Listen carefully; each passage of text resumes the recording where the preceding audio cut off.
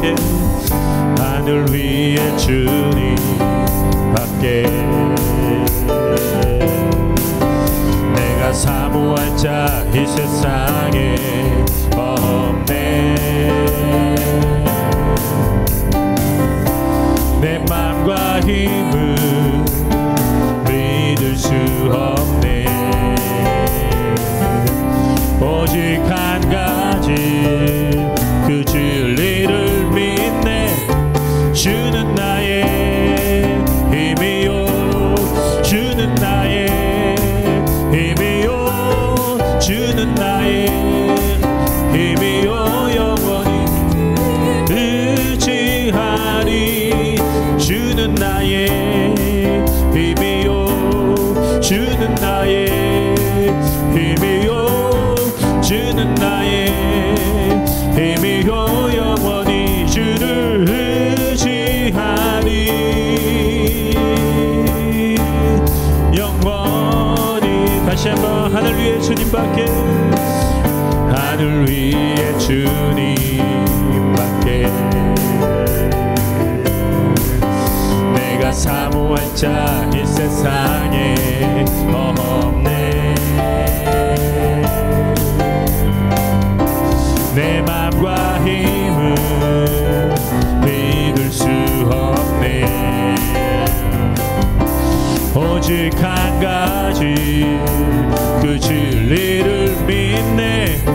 주는 나의 힘이요 주는 나의 힘이요 주는 나의 힘이요 영원히 주를 의지하리.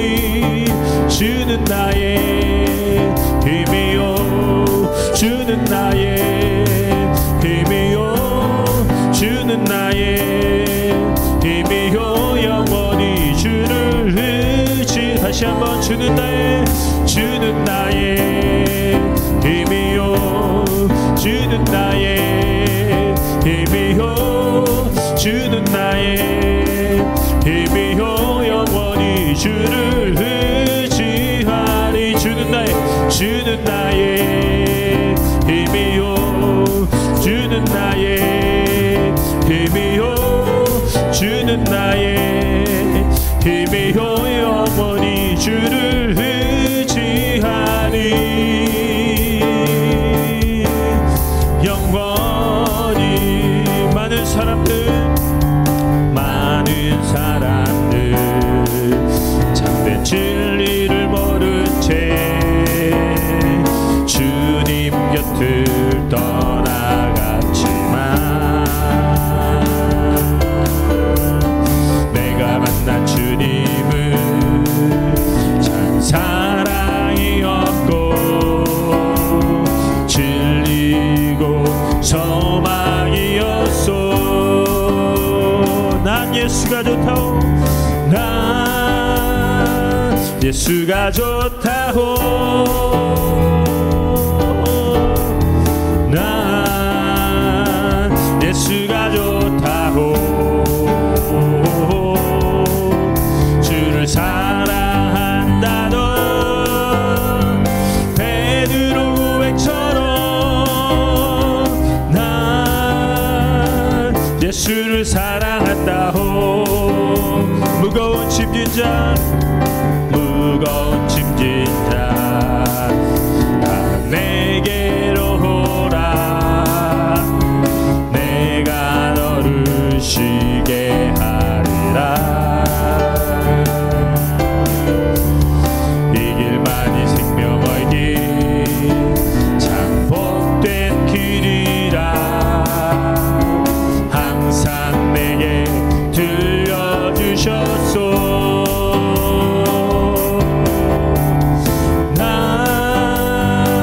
예수가 좋다오. 난 예수가 좋다오. 주를 사랑한다던 베드로 고백처럼 난 예수를 사랑한다오. 그대가 만일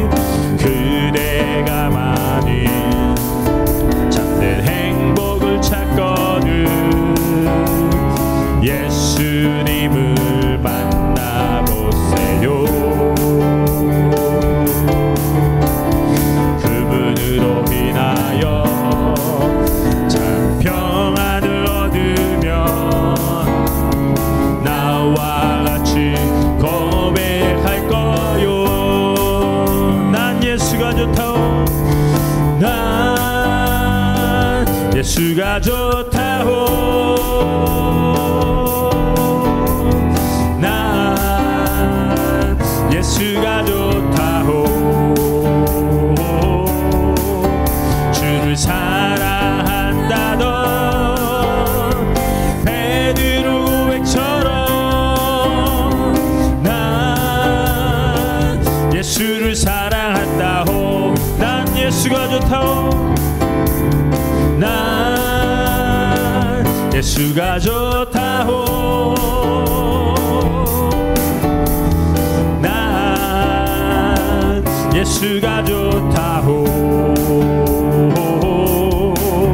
주를 사랑한다던 베드로 고백처럼 난 예수를 사랑한다호 아멘. 주님 사랑합니다. 주님 사랑하는 고백이 끊이지 않게 하여 주시옵소서. 주님 사랑하는 고백이 내 삶에 지속되기를 끊이지 않기를 소망합니다. 우리를 사랑하신 그 주님 찬양합니다. 주님 감사합니다.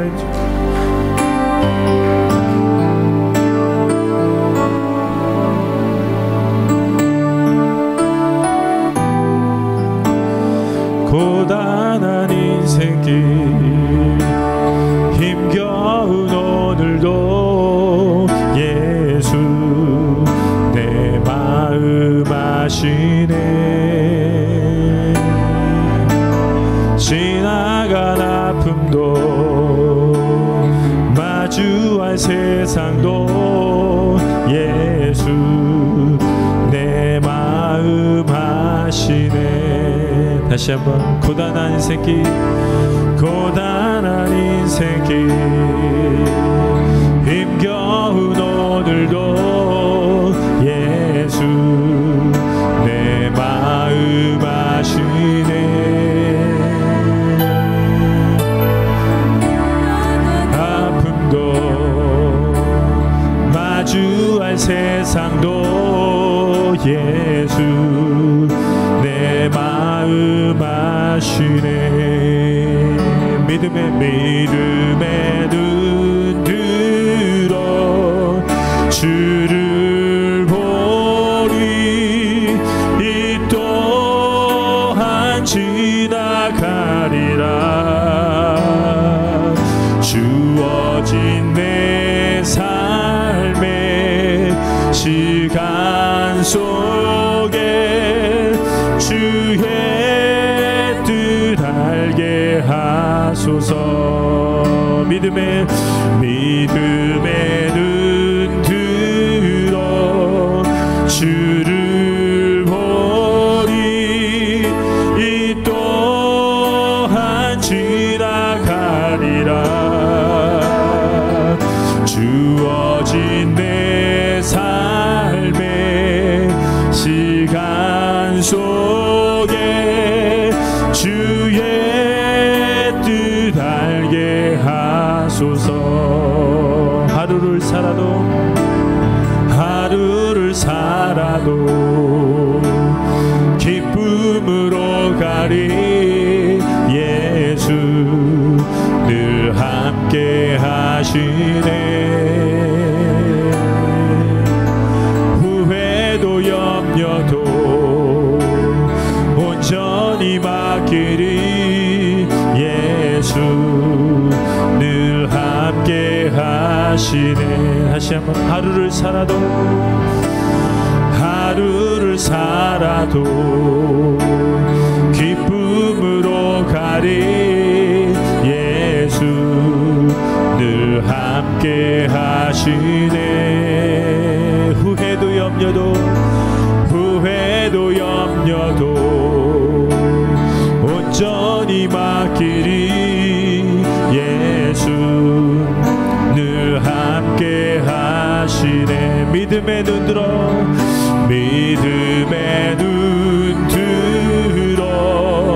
주를 보리 이 또한 지나가리라 주어진 내 삶의 시간 속에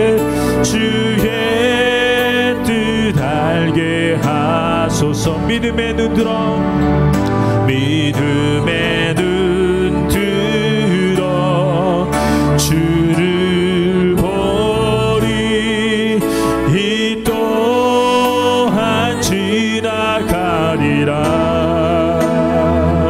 주어진 내 삶의 시간 속에 주의 뜻 알게 다시 한번. 믿음의 눈 들어, 믿음의 눈 들어 주를 보리. 이 또한 지나가리라. 주어진 내 삶의 시간 속에 주의 뜻 알게 하소서.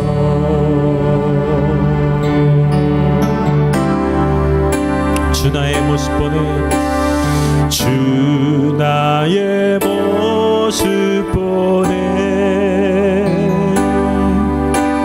상한 나의 맘 보시네. 주 나의 눈물 안에 홀로 흘던 맘 아시네. 주 사랑 내게 있네. 주 사랑 내게 있네. 그 사랑이 날 채우네. 주 은혜 내게 있네. 그 은혜로 날 세우네. 세상 소망, 세상 소망 다 사라져가도 주의 사랑은 끝이 없으니.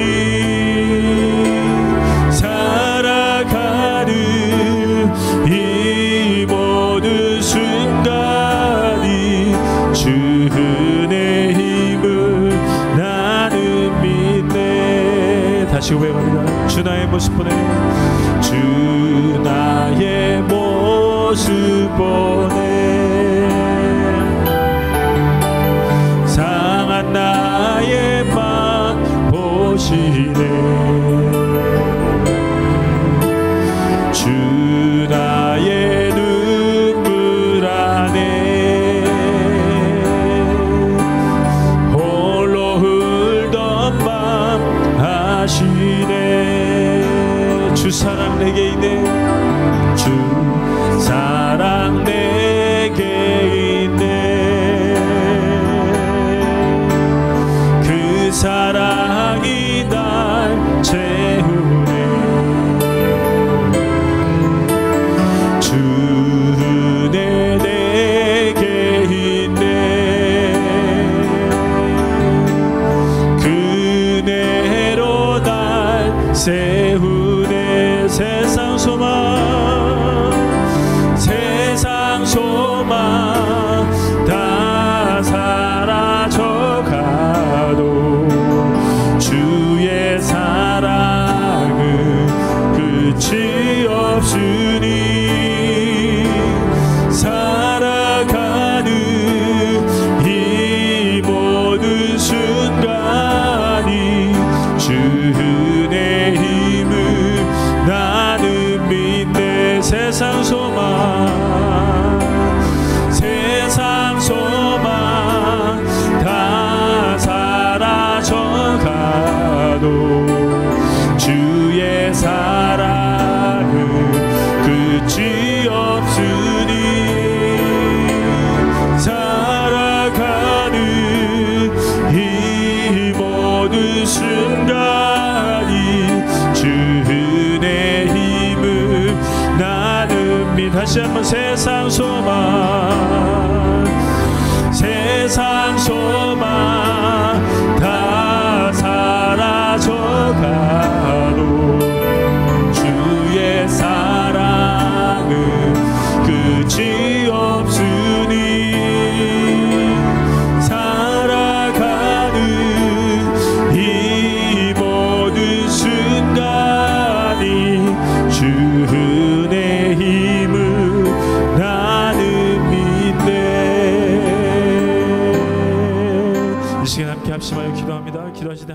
제24장. 사울이 블레셋 사람을 쫓다가 돌아오매 어떤 사람이 그에게 말하여 이르되, 보소서, 다윗이 엔게디 광야에 있더이다. 사울이 온 이스라엘에서 택한 사람 3,000명을 거느리고 다윗과 그의 사람들을 찾으러 들염소 바위로 갈새 길가 양의 우리에 이른즉 굴이 있는지라. 사울이 뒤를 보러 들어가니라. 다윗과 그의 사람들이 그 굴 깊은 곳에 있더니 다윗의 사람들이 이르되, 보소서, 여호와께서 당신에게 이르시기를 내가 원수를 내 손에 넘기리니 내 생각에 좋은 대로 그에게 행하라 하시더니 이것이 그날이니이다 하니 다윗이 일어나서 사울의 겉옷자락을 가만히 베니라. 그리한 후에 사울의 옷자락 뱀으로 말미암아 다윗의 마음이 찔려 자기 사람들에게 이르되, 내가 손을 들어 여호와의 기름 부음을 받은 내 줄을 치는 것은 여호와께서 금하시는 것이니 그는 여호와의 기름 부음을 받은 자가 됨이니라. 다윗이 이 말로 자기 사람들을 금하여 사울을 해하지 못하게 하니라. 사울이 일어나 굴에서 나가 자기 길을 가니라. 그 후에 다윗도 일어나 굴에서 나가 사울의 뒤에서 외쳐 이르되, 내 주 왕이여 하매 사울이 돌아보는지라. 다윗이 땅에 엎드려 절하고 다윗이 사울에게 이르되, 보소서, 다윗이 왕을 해하려 한다는 사람들의 말을 왕은 어찌하여 들으시나이까? 오늘 여호와께서 굴에서 왕을 내 손에 넘기신 것을 왕이 아셨을 것이니이다. 어떤 사람이 나를 권하여 왕을 죽이라 하였으나 내가 왕을 아껴 말하기를 나는 내 손을 들어 내 주를 해하지 아니하리니 그는 여호와의 기름 부음을 받은 자이기 때문이라 하였나이다. 내 아버지여 보소서, 내 손에 있는 왕의 옷자락을 보소서. 내가 왕을 죽이지 아니하고 겉옷자락만 베었은즉 내 손에 악이나 죄가가 없는 줄을 오늘 아실지니이다. 왕은 내 생명을 찾아 해하려 하시나 나는 왕에게 범죄한 일이 없나이다. 여호와께서는 나와 왕 사이를 판단하사 여호와께서 나를 위하여 왕에게 보복하시려니와 내 손으로는 왕을 해하지 않겠나이다. 옛 속담에 말하기를 악은 낙인에게서 난다 하였으니 내 손이 왕을 해하지 아니하리이다. 이스라엘 왕이 누구를 따라 나왔으며 누구의 뒤를 쫓나이까? 죽은 개나 벼룩을 쫓음이니이다. 그런즉 여호와께서 재판장이 되어 나와 왕 사이에 심판하사 나의 사정을 살펴 억울함을 풀어주시고 나를 왕의 손에서 건지시기를 원하나이다. 아멘. 할렐루야. 할렐루야. 오늘도 하나님께서 우리에게 예배하신 말씀을 풍성하게 허락해 주실 줄 믿습니다. 사무엘상 24장 말씀을 중심으로 관계가 쉬워지려면 이란 제목으로 함께 말씀을 묵상해 보겠습니다. 제가 예배를 준비하면서 좀 이번 주에 자료를 찾다가 이런 책을 발견했어요. 나는 관계가 어려운 사람입니다. 김민정 교수님의 책인데요. 그 아래 보면 당신뿐만이 아니라 관계는 누구에게나 어렵습니다. 이렇게 나오죠. 관계가 어려우니까 인생이 힘든 거예요. 그런데 이 민정 교수님이 하신 말씀이 뭐냐면 관계가 어려운 이유는 상처 때문에 그렇다는 거예요. 만나서 사람이 관계를 시작하면 서로 상처 입히고 상처받고, 근데 그 상처받은 게 해결되지 않으면 그 상처를 가지고 또 다른 사람을 만난다는 거죠. 그래서 관계가 쉬워지는 과정은 상처가 치유되고, 그리고 상처받지 않을 수 있도록 내 마음이 단단해지는 거가 이제 관계가 쉬워지는 과정이다, 이렇게 이번 책에서 그렇게 얘기하고 있는데요. 여러분은 어떻게 생각하십니까? 여러분도 관계가 어려우십니까? 오늘 본문을 보면요, 다윗이요, 제가 너무 감동했던 게 뭐냐면 다윗은 사울을 용서하는 게 너무 쉬워요. 그러니까 그게 정말 기적 같은 일이죠. 그렇죠? 여러분, 사울이요 다윗을 지금 죽이려고 하는데 이유 없이 죽이려고 하는 거예요. 그러니까 사람이 억울하면요 악에 바치잖아요. 그런데 여러분, 지금 사울이요 다윗을 계속 죽이려고 3,000명의 군사를 이끌고 왔잖아요. 그래서 엔게디 광야에 있다는 소식을 듣고 이제 다윗을 찾으러 왔는데, 그런데 이제 동굴을 이렇게 지나는데 사울이 속이 안 좋은 거예요. 그래서 얘들아 너희들은 가만히 있어라. 내가 또 동굴에 들어가서 내가 볼일을 보고 오겠다. 그리고 동굴에 들어간 거죠. 근데 여러분 동굴 안에 있는 사람은 홍채가 열렸기 때문에 들어오는 사람이 보여요. 근데 밖에서 들어가면 안에 누가 있는지 모르거든요. 그 안에 누가 있었냐면 다윗과 600명의 용사가 들어있었어요. 근데 사울이 들어가가지고 여러분 사람이 본능적으로요 일을 볼 때 동굴 안을 보면서 일을 봐요? 동굴 밖을 보면서 일을 봐요? 밖을 보죠? 예. 그 본능적인 거예요. 그래서 돌아서서 자기 갑옷을 전부 내려놓고 이제 일을 보는 겁니다. 그때 다윗의 부하 중에 한 사람이 두목님, 대장님, 이건 틀림없이 하나님이 저 사울을 당신의 손에 붙여주신 겁니다. 지금 하나님께서 당신에게 말씀하십니다. 내가 너의 대적을 내 손에 붙였으니 너는 그 대적을 멸하라. 그런데 다윗이 그 얘기를 딱 듣고 가서 사울의 옷깃만 딱 베고 다시 돌아와서 하나님이 기름 부으신 자를 내가 절대로 해할 수 없다라고 얘기합니다. 여러분 보복하지 않는 게 용서입니다. 보복하지 않는 게 품는 거예요. 그러니까 여러분 이게 너무 쉬워 보이는 거예요. 그러니까 용서가 쉬우니 품는 게 쉬우니 관계가 쉬워지는 거예요. 근데 여러분 오늘 본문에서 관계가 제일 어려운 사람이 누구냐면 사울이에요. 사울. 사울은요 다윗과의 관계가 너무 힘들어요. 왜? 다윗과의 관계 속에서 자기가 열등감이 있어가지고 다윗을 질투하니까. 그러니까 여러분 질투가 마음속에 있으면요 그게 해결되지 않으면 그 사람을 적으로 돌리고 계속 공격하기 때문에 인생이 힘들어질 수밖에 없어요. 그러니까 여러분 오늘 본문을 통해서 하나님이 저와 여러분에게 보여주신 건 관계가 너무 힘들어서 왕임에도 불구하고 모든 것을 다 가졌음에도 불구하고 너무 인생이 어려운 사울의 모습과 정말 도망다니면서 광야에서 너무 힘들고 어려운데 그런데 용서가 쉬우니 관계가 쉽고 관계가 쉬우니 평안이 무너지지 않고 그러니까 다윗과 사울의 모습을 대조하면서 저와 여러분에게 하나님께서 메시지를 주고 계십니다. 그러면서 하나님이 저와 여러분에게 던지시는 질문이 뭐냐면 어떻게 다윗이 이게 가능했냐는 겁니다. 그래서 여러분 오늘 본문을 통해서 하나님께서 저와 여러분에게 주시는 메시지 중에 관계가 쉬워지려면 여러분 관계가 쉬워지면 관계를 누릴 수가 있어요. 여러분 운전할 때 처음에 운전 배우실 때 운전을 누리셨어요? 막 사고 날까 봐요. 막 이러면서 옆에 나무가 지나가는지 강아지가 지나가는지 사람이 지나가는지 안 보여요. 경치가 아름답고 무슨 경치가 보입니까? 지금 운전 사고 날까 봐 겁나는데. 근데 익숙해지면요 운전이 쉬워져요. 운전이 쉬워지면 경치가 보여요. 운전을 즐길 수 있습니다. 누릴 수 있어요. 여러분 관계가 어렵고 힘들면요 관계를 누릴 수가 없어요.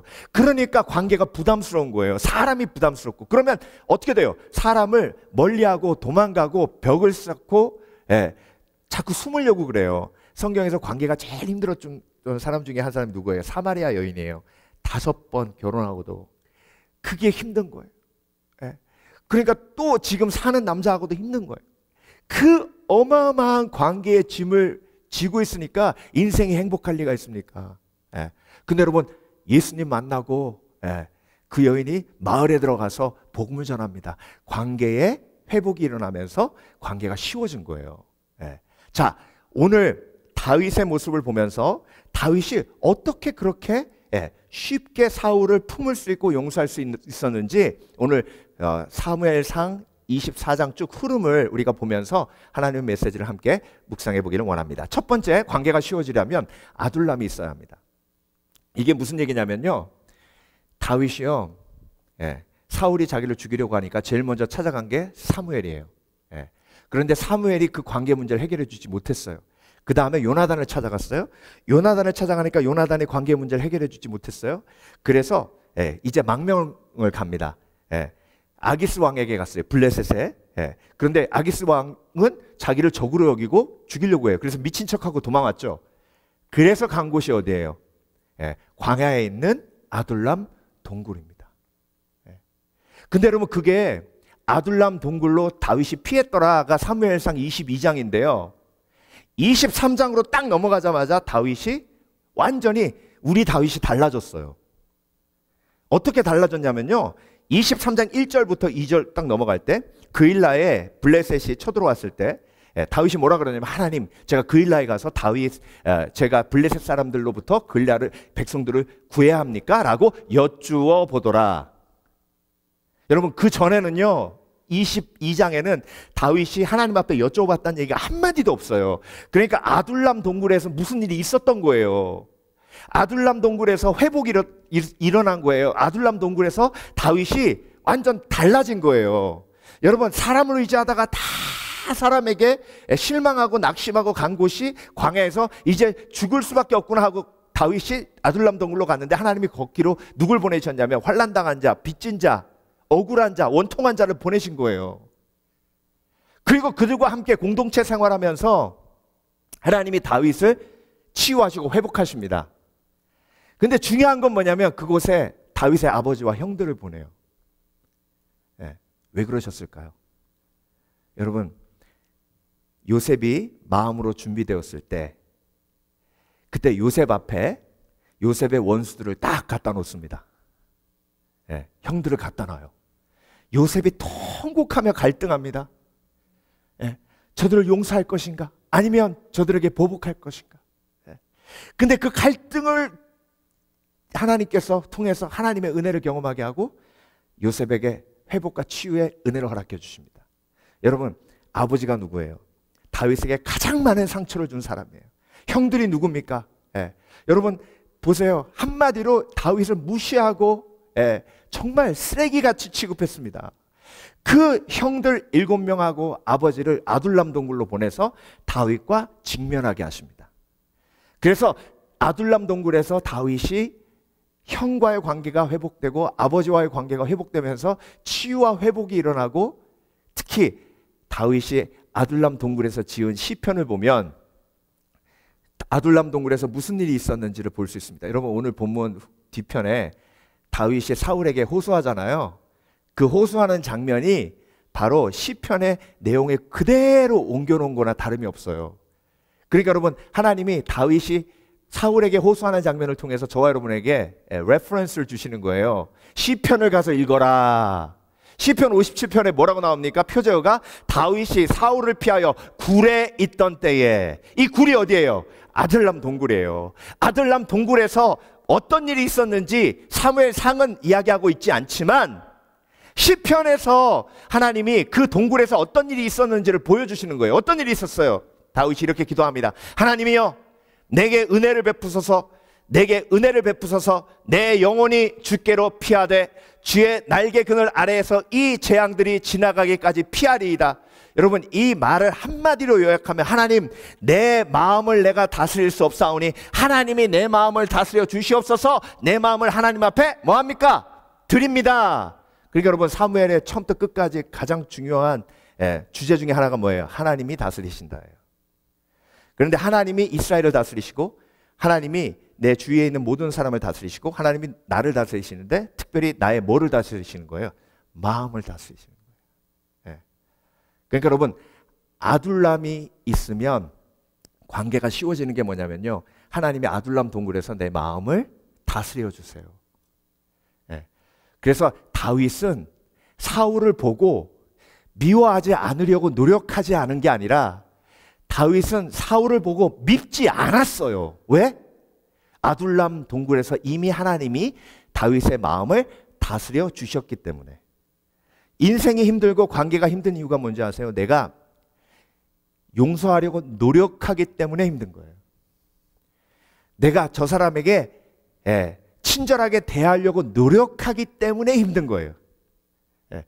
그 노력이 결국 관계 속에서 어그러지고 그 노력이 수포로 돌아갈 때 관계에 대한 두려움이 생기면서 고립되는 거예요. 그러니까 여러분 그리스도인은요 아둘람 동굴이 있어야 됩니다. 아둘람 동굴이 어디예요? 내 개인 기도 처소예요. 아둘람 동굴이 어디예요? 교회예요. 아둘람 동굴이 어디예요? 믿음의 공동체예요. 믿음의 공동체는 어떤 사람들이 모인 사람들이에요? 모인 곳이에요. 환난당한 자, 빚진 자, 원통한 자. 그 사람들이 모여서 함께 공동체를 이루어 하나님 앞에 부르짖고 서로 위로하는 곳이 아둘람 공동체입니다. 그 아둘람 공동체에서 관계의 연단을 누리며 치유되고 회복될 때에 관계가 쉬워지는 놀라운 하나님의 기적이 내 가운데 일어나게 되는 겁니다. 그래서 여러분, 내가 한 사람을 보았을 때 그 사람이 이뻐 보이지 않으면 반대예요. 그러니까 내가 그 사람을 바라보는 내 마음의 관점을 중심으로 봐야지, 그 사람이 나에게 어떻게 했느냐 중심으로 보면요, 정말 인생이 정말 올라갔다 내려갔다 올라갔다 내려갔다 올라갔다 내려갔다 합니다. 그러니까 사울이 힘든 게 뭐냐면요, 자기를 반하는 대제사장은 다 죽여버렸어요. 아히멜렉이 다윗 숨겨줬다고 제사장들 다 죽였잖아요. 사울의 기준은 뭐예요? 나한테 잘하면 우군, 다윗한테 잘하면 적. 다 죽여버리는 거예요. 아둘람 동굴이 없는 사람의 특징이에요. 아무리 노력해도요, 그게 안 됩니다. 아까 우리가 함께 나눴던 처음에 그 책에서 김미정 교수님이 뭐라 그러냐면, 모든 관계가 무너지는 이유가 말을 이쁘게 하지 않았을 때, 그때 90%가 관계의 문제가 말로 온다는 거예요. 존 가트너 교수님은요, 워싱턴 유니버시티에 부부가 대화하는 것만 녹음해가지고 한 1시간 대화하는 것만 녹음해서 딱 틀면 그 사람이 앞으로 이혼할 건가 이혼하지 않을까를 금방 데이터로 판단해낸답니다. 그만큼 서로 대화하는 속에서 관계가요, 좋아질 수도 있고 나빠질 수도 있는데, 그 말은 어디로부터 나와요? 마음으로부터 나오거든요. 내 마음이 아둘람 동굴에서 정돈되지 않으면요, 오늘 본문에 다윗이 사울한테 얘기했을 때요, 처음부터 끝까지 제가 몇 번을 읽었는데 그 이야기의 특징이 뭐냐면, 처음은 담대하고요, 두 번째는 거짓말이 하나도 없어요. 진심이에요. 외식이 하나도 없어요. 처음부터 끝까지 하나님께서 다윗의 마음속에 부어주신 말만 합니다. 그러니까 여러분, 아둘람 동굴이 있는 사람이, 그 속에서 하나님과 대화하며 하나님의 은혜를 누린 사람이, 다시 시편 57편 6절 볼게요. 그들이 내 걸음을 막으려고 그물을 준비하였으나 내 영혼이 억울하도다.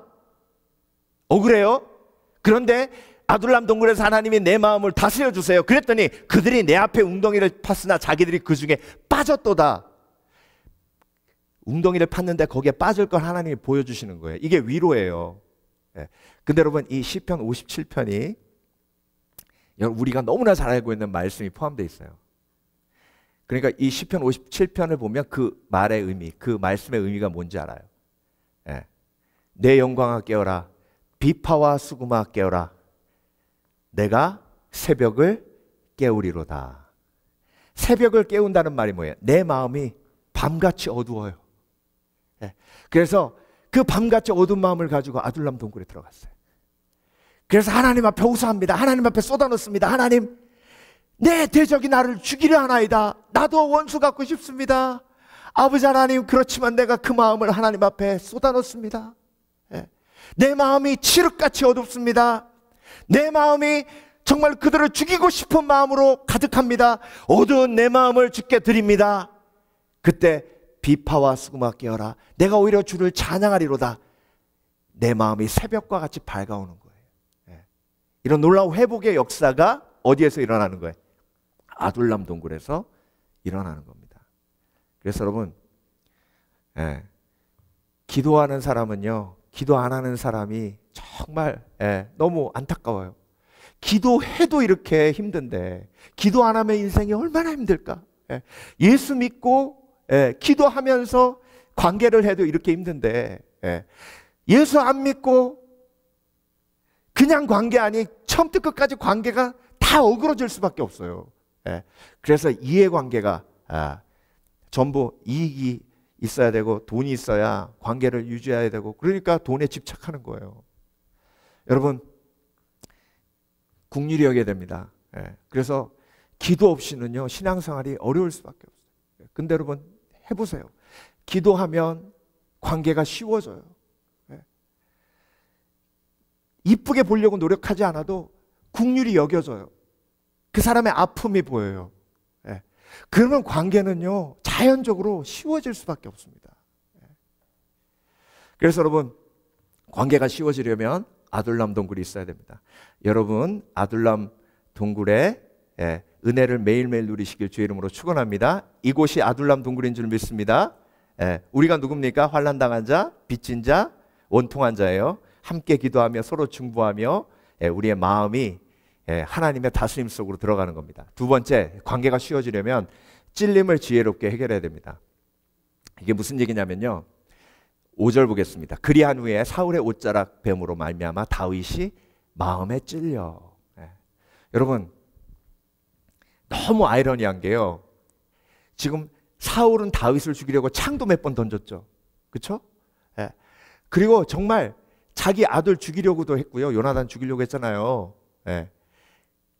하나님이 그래도 막아주셔서 그게 다 해결이 됐고 지금까지 오면서 다윗을 수없이 죽이려고 했는데 사울이 마음에 찔렸다는 얘기는 한마디도 없어요. 근데 여러분, 다윗은요 지금 그냥 옷깃만 잘랐어요. 그런데 마음에 찔림이 있는 거예요. 여러분, 관계가 어려운 이유가 뭐냐면요, 내가 내 속에 있는 죄를 깨닫지 못해서 관계가 어려운 거예요. 특별히 우리는요 수없이 보복합니다. 다윗이 지금 옷깃을 자른 게요, 사울이 자기를 죽이려고 하기 때문에 아주 소극적인 보복 하나 한 거예요. 근데 그거 해도 성령께서 찔림을 주시잖아요. 그러니까 여러분, 관계 속에서 찔림이 있고 그 찔림을 통해서 회개로 가면 그 관계 속에 악을 만드는 일이 없어지는 거예요. 오늘 다윗이 뭐라 그랬죠? 속담도 있지 않습니까? 왕이시여, 악이 악을 만든다 하지 않았습니까? 그게 무슨 얘기예요? 사울이라는 악이 다윗을 공격했어. 다윗이 사울에게 보복하면 그 보복 자체가 악인 거예요. 하나님이 보복은 나에게 속했다, 원수 갚는 것은 나에게 속했다 했는데 하나님의 말씀에 어긋나니까 악이 뭘 낳는 거예요? 악을 낳는 거예요.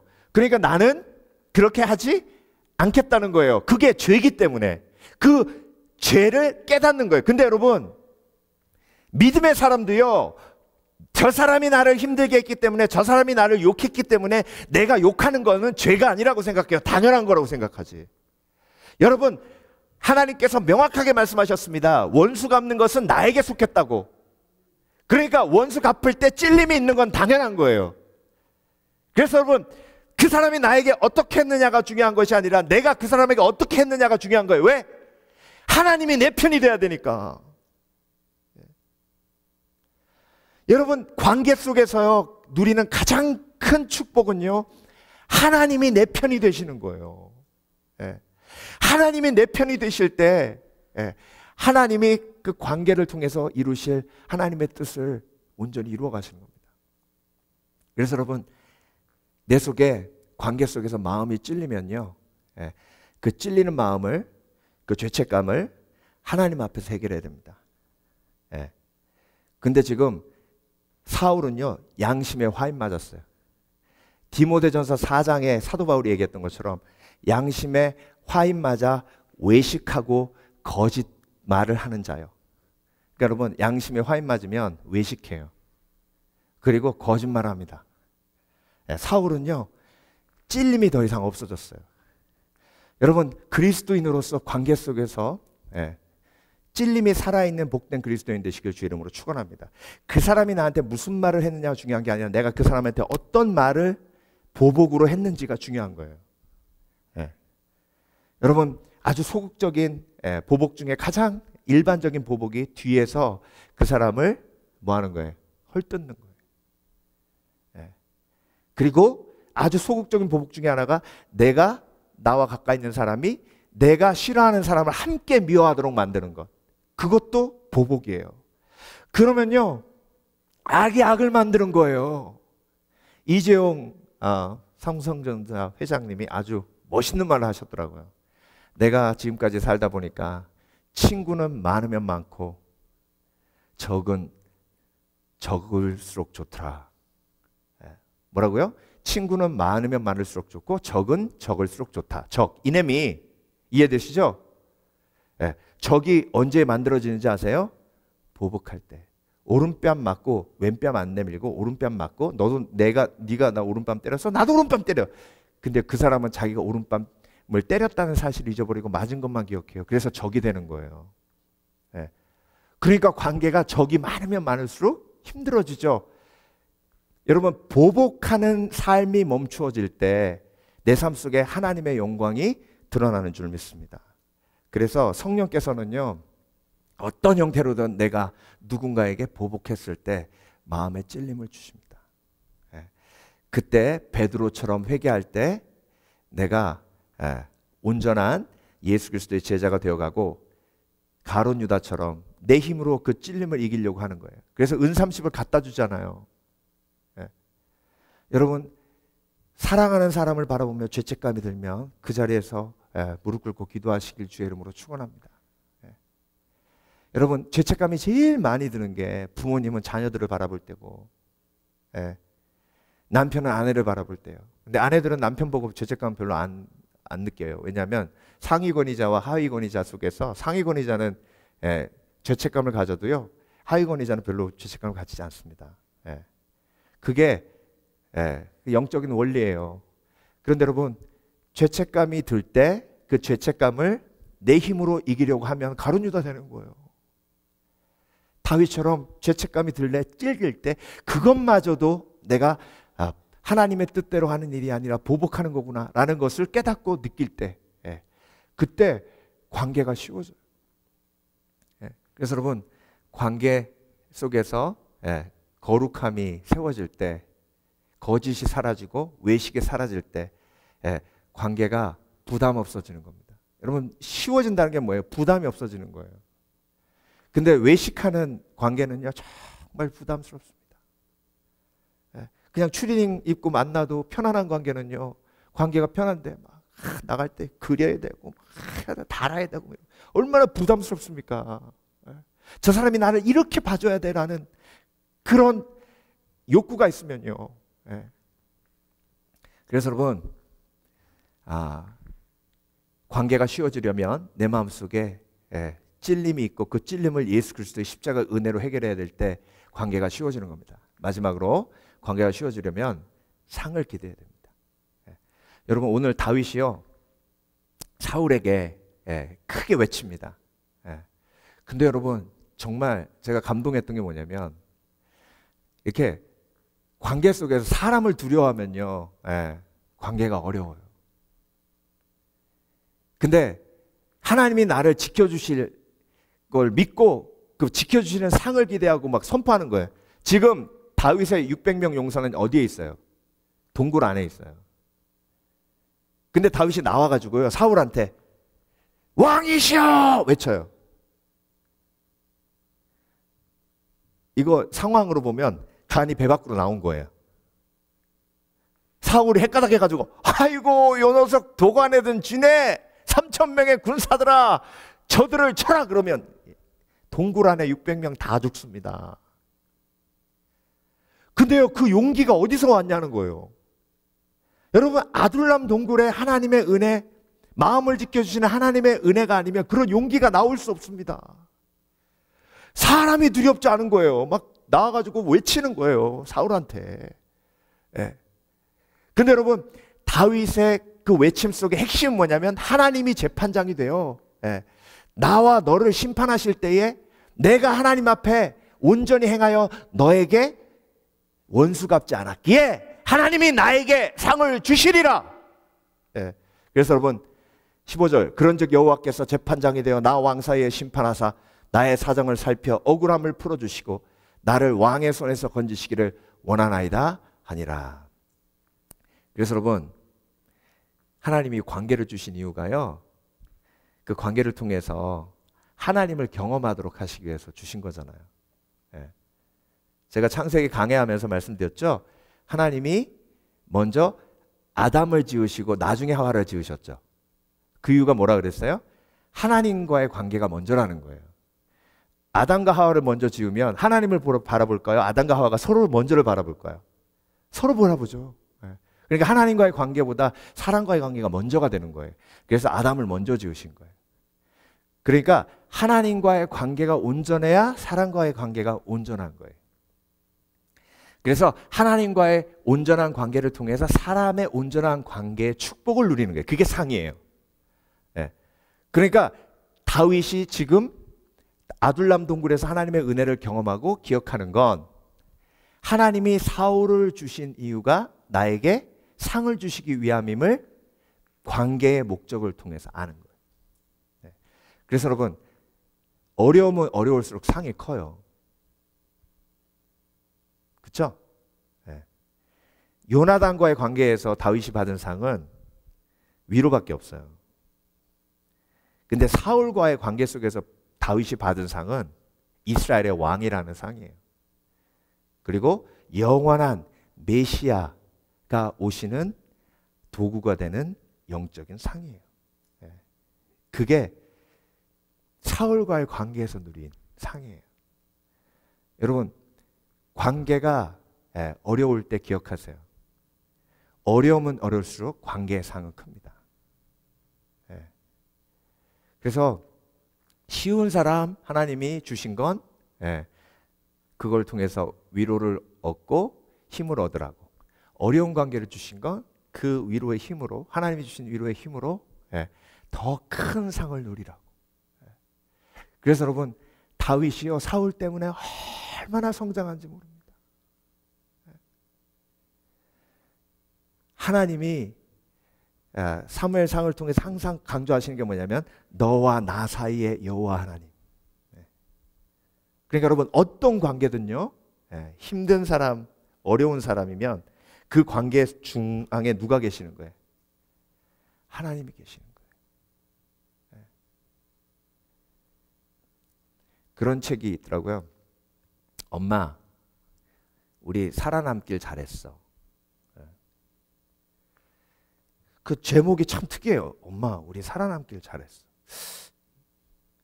그래서 보니까 어떤 내용이냐면, 야, 참 그런 아버지도 있더라고요. 딸 셋인데 엄마하고 술 먹고 맨날 패는데 비 오는 날이 너무 싫었대요. 아버지가 노동하러 가야 되는데 비가 오니까 못 나가니까 집에 있으면 술 먹고 그때부터 막 때리는 거예요. 돌아가면서 모녀를, 내 모녀를.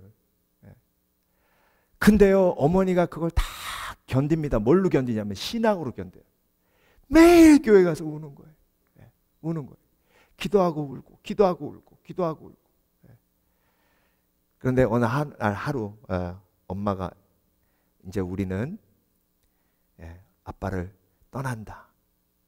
이 방법밖에 없다. 그래서 이제 내 모녀가 방 하나 얻어서 400만 원, 그 400만 원 모으느라고 엄마가 그렇게 고생했답니다. 근데 여러분, 그 세 딸이요 얼마나 신앙으로 투철하게 무장이 됐는지, 교회 가면요 엄마가 항상 앞에서 아무 말 안 하고 열심히 기도하며 펑펑 울면서 하나님 앞에 부르짖습니다. 그 모습이 너무 마음에 새겨져서 세 딸이 믿음의 용사가 됐어요. 그래서 그 책을 쓰면서 처음부터 끝까지 하나님께 영광 돌리며 나를 보호해 주신 하나님께 영광을 돌리는데, 그래서 제목이 그거예요. 엄마, 우리 살아남길 잘했어. 여러분, 그렇죠. 힘든 관계 있습니다. 어려운 관계 있고요. 사울이 누구에게나 있어요. 하나님은 저와 여러분이 잘하기를 원하십니다. 그래서 그 관계 속에 상을 바라봐야 되는 거예요. 여러분, 어려운 관계를 통해서 내가 가장 많이 자랍니다. 요셉이 형들과의 관계 속에서 얼마나 자랐습니까? 예수님이요 12제자들 거느리시면서 쉬운 사람을 택하실 수도 있어요. 근데 그 12제자의 면모를 보면요 진짜 너무 어렵고 힘든 사람들만 골라서, 그 중에 세리도 있고요 열심당원도 있고요 어불도. 근데 그 관계를 통해서 놀라운 하나님의 구원의 역사를 이루지 않으셨습니까? 여러분, 그래서 관계 속에서 관계가 쉬워지려면 그 관계를 통해서 하나님께서 우리에게 주시는 상을 바라봐야 됩니다. 관계는 십자가예요. 십자가 지고 나를 쫓으라고 했잖아요. 십자가의 가장 큰 상은 뭐예요? 성장. 십자가의 가장 큰 상은 정결. 십자가의 가장 큰 상은 부활. 그래서 여러분, 내가 상을 바라볼 때 어려움을 이겨요. 주일학교들도요, 지금 주일날마다 30분 기도한대요. 유스 애들하고 그 5살, 6살짜리가 막 30분 기도하는 거. 근데 그거 끝나면 상 받으려고 뭐 준다니까 막 30분을 앉아가지고 기도하는. 여러분, 상을 바라보면 나도 모르게 내 속에서 에너지가 생겨요. 그래서 하나님께 나오는 자는 그가 살아계신 것과 그것을 믿는 자들에게 상 주시는 이심을 잊지 말아야 할지니라 하셨잖아요. 그래서 여러분, 어려운 관계면 관계일수록 그 속에 뭐가 있다? 상이 있다. 상이 있다. 그래서 그 상을 바라보면 힘나요. 상을 바라보면 그 관계가 쉬워져요. 그래서 여러분, 오늘 성경을 보면서 다윗이 정말 사울과의 관계가 너무 쉬워 보이는 하나님의 놀라우신 역사가 아둘람 동굴에서 일어났다는 거. 그래서 저와 여러분에도 이 축복을 허락해 주신 겁니다. 오늘 이 아둘람 동굴에서 온전히 내 마음을 다스려 주시는 하나님의 은혜를 체험해 관계에서 승리하시는 복된 그리스도인 되시길 주의 이름으로 축원합니다. 축원합니다.